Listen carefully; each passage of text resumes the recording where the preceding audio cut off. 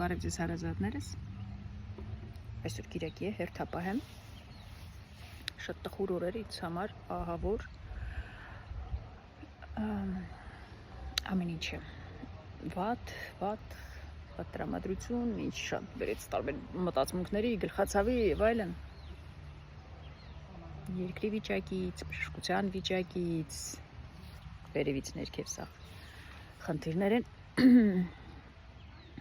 աբորտներն ու արգանդի հեռացումները շարունակվում են մեր երկրում, կարծում եմ իրար հետ մեծ կապ ունեն, մեր կանայք չսովորեցին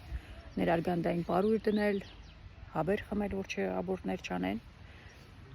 հետո իրանք իրանց պատժում են, գալիս են պարկում, որ հեռացրեք սա, հետո այդքան որ դրանից որ խոսամ չի վերջանում դա,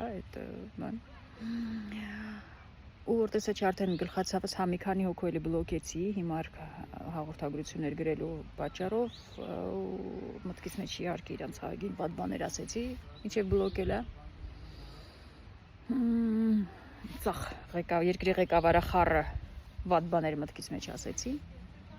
այդ գրողների, մինչև վերեցի գլխացավի, իմ մոտ հասցրեցի, հիմա բայց ուզում եմ ձեր տրամադրությունը բարձրացնեմ, անեկդոտ պատմեմ, մեր երկրում ստեղծված անեկդոտ է, Շամշադինից եկած, ուրեմն ընկերուհիս Շամշադինեցի է, ու ինձնից շատ է աշխատում, էլ ասեմ, 10-11-ին ջամերին ատուն գնում ենք, շատ է աշխատանք իրենց մոտ, ու իրենց տուն Շամշադինից բարեկամ է գալիս հյուր, փոքր երեխա, ու այս ընկերուհիս ամեն տուն գնալուց այդ երեխայի համար քաղցրավենիքներ է տանում, ու